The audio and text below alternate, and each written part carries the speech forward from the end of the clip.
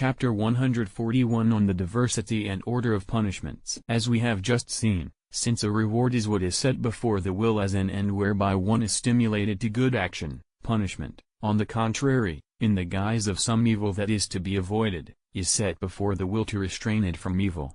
So, just as it is essential to a reward that it be a good that is agreeable to the will, so is it essential to punishment that it be an evil and contrary to will. Now, evil is a privation of the good. Hence, the diversity and order of punishments must depend on the diversity and order of goods. Now, felicity is the highest good for man, for it is his ultimate end, and the nearer anything is to this end, the higher the place that it occupies among man's goods. But the nearest thing to it is virtue, and any other thing, if there be such, which helps man in good action whereby he attains happiness. Next comes the proper disposition of his reason and of the powers subject to it. After this comes soundness of body, which is needed for ready action. In final place are external things which we use as aids to virtue. So, the greatest punishment will be for man to be cut off from happiness. After this ranks deprivation of virtue and of any perfection of the natural powers of the soul that is related to good action. Next comes the disorder of the natural powers of the soul, then, bodily injury, and finally, the taking away of exterior goods. However, because it is essential not only that punishment by a privation of the good, but also that it be contrary to the will, for not every man's will regards good things as they really are, it happens at times that what deprives one of the greater good is less repugnant to the will and thus seems to be less punishing. Hence it is that a good many men who think better of and know more about sensible and corporeal things than they do about intellectual and spiritual goods have a greater fear of bodily punishments than of spiritual ones. In the opinion of these people the order of punishments seems the reverse of the above-mentioned ranking.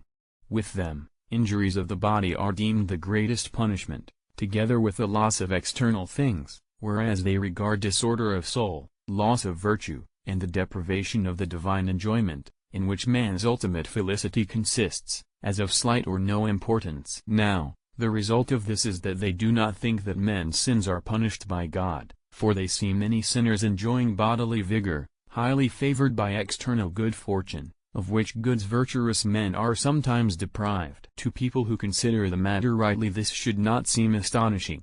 For, since external goods are subordinated to internal goods, and body to soul, external and bodily goods are good for man to the extent that they contribute to the good of reason, but to the extent that they hinder the rational good they turn into evils for man. Now, God, the disposer of things, knows the measure of human virtue. Hence, he at times provides corporeal and external goods for the virtuous man as an aid to his virtue, and in this he confers a benefit on him. At other times, however, he takes away these things from man, because he considers such things to be for him a hindrance to virtue and divine enjoyment. Indeed, from the fact that external goods may turn into evils for man, as we said, their loss may consequently become, by the same reasoning, a good thing for man. So, if every punishment is an evil, and if it is not a bad thing for a man to be deprived of external and corporeal goods in accord with what is helpful to progress in virtue, then it will not be a punishment for a virtuous man if he be deprived of external goods as an aid to virtue. On the contrary, however, it will be for the punishment of evil men if external goods are granted them, for by them they are incited to evil. Hence it is said in wisdom that the creatures of God are turned to an abomination, and a temptation to the souls of men, and a snare to the feet of the unwise. However, since it is essential to punishment that it be not only an evil but that it be against the will, the loss of corporeal and external things, even when it helps man toward virtue and not toward evil, is called a punishment, in an improper sense, because it is contrary to will. Still, as a result of the disorder in man, it happens that a man may not judge things as they are, but may set corporeal things above spiritual ones. Now, such a disorder is either a fault or it stems from some preceding fault.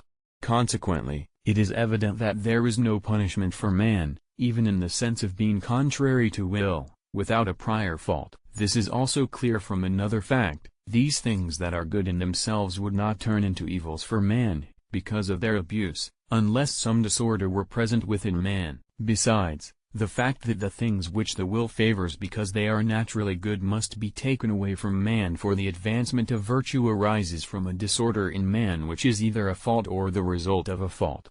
Indeed, it is obvious that some disorder in the affections of man is caused by a previous sin, and so afterwards he is more easily inclined to sin. So, man is not without fault, also, in the fact that he must be helped to the good of virtue by what is for him something of a punishment, inasmuch as it is absolutely against his will, even though it be desired sometimes, in a relative way, because reason looks to the end. But, we shall talk later about this disorder in human nature which results from original sin. However, it is now evident to what extent God punishes man for their sins, and that he does not punish unless there be some fault.